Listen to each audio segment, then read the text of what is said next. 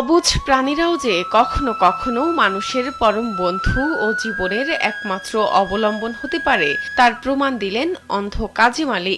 ২৫ বছর ধরে চোখে দেখেন না তিনি। এতগুলো বছর ধরে অবলা গরুই তার একমাত্র ভরসা। গরুর পিঠে হাত রাখতেই গরু হাঁটতে শুরু করে, নিয়ে যায় মাঠে। আবার মাঠে ঘাস খাওয়ানো শেষে গরুর পিঠে হাত রাখতেই কাজী আলীকে ফিরিয়ে নিয়ে আসে বাড়িতে। গরু যদি গেলে আমি বাড়ির থেকে দড়ি নিয়ে যাই, খুলে পিঠটা হাত দিয়ে যেটা জানো ও শাড়ি নিয়ে চলে যাই। মানুষ হলে বিরক্ত হবে।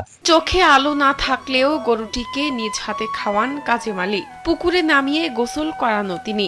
গরুকে তিনি এমন ভাবে লালন পালন করেছেন যে এটি তার সব কথা বুঝতেও পারে। তিনি কোথায় যাবেন, কোথায় দাঁড়াবেন, অটোমেটিক গরু তার মনের ভাষা বুঝে যায়। গরুর মাধ্যমে চলাফেরা করেন।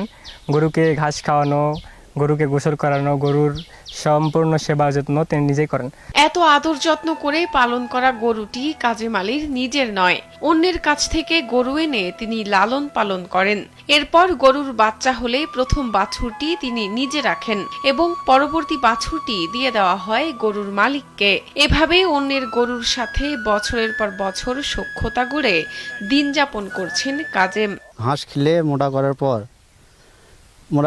আবার দুইটা বাছুর হওয়ার পরে উনি একটা নিচে আমাকে একটা দিছে, দেওয়ার পরে আবার একটা ফের দিলাম।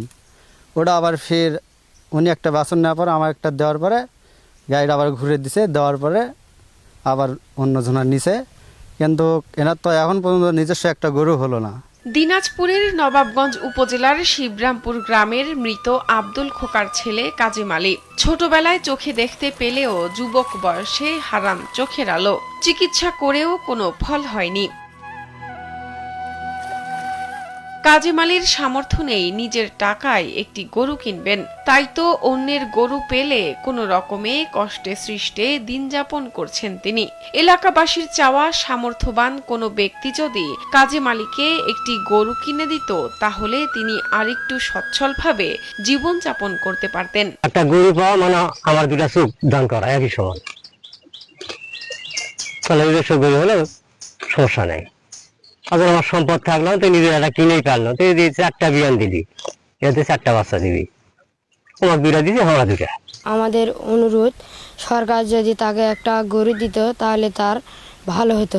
কাজী আলীর ঘটনাটি শুনে নবাবগঞ্জ উপজেলা প্রাণী সম্পদ কর্মকর্তা ডাক্তার মোহাম্মদ আসাদুজ্জামান বলেন, প্রাণী মানুষের কত ঘনিষ্ঠ বন্ধু হতে পারে এটি তারই প্রমাণ। সাধারণত আমরা জানি যে কুকুরকে গাইড ডগ হিসেবে ব্যবহার করা হয়, কিন্তু আমাদের গ্রামীণ বাস্তবতায় গরুও তার কাছের প্রাণী হয়। এই ব্যতিক্রমী বন্ধন